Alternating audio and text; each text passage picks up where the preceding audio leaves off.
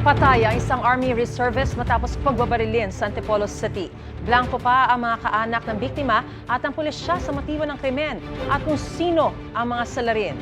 May unang balita si Bea Pinlac. Hagip sa CCTV ang dalawang magkaangkas sa motorsiklo na to sa Barangay San Jose, Antipolo City nitong Miyerkules ng gabi.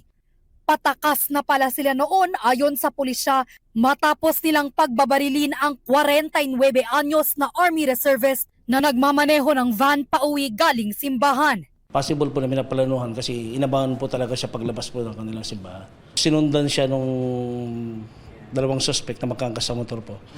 Tapos tsaka po pinagbabaril siya. Matapos pagbabarilin ang biktima, sumadsad ang minamaneho niyang van sa gilid ng kalsada at inararo rin ito ang dalawang nakaparadang motorsiklo. Dinala pa sa ospital ang biktima pero idineklarang dead on arrival. Nagtamo siya ng mga tama ng bala sa kaliwang bahagi ng kanyang katawan. Kita pa ang bakas ng dugo sa sasakyan at ang pagtagos ng bala sa kabilang bintana. 6 na basyo ng bala ang narecover ng pulisya. Bumalik pa raw pa Marcos Highway ang mga salarin matapos tambangan ang biktima. Patuloy na sinusuyod ng mga otoridad ang mga CCTV sa lugar para matunton ang mga salarin na posibleng maharap sa reklamong murder. Hindi naman makapaniwala ang anak ng biktima sa sinapit ng kanilang ama.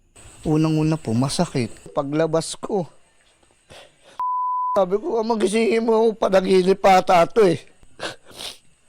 Wala na.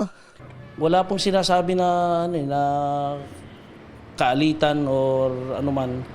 Pero lahat po ng anggulo tinitingnan natin. Ito ang unang balita, Bea Pinlac para sa GMA Integrated News.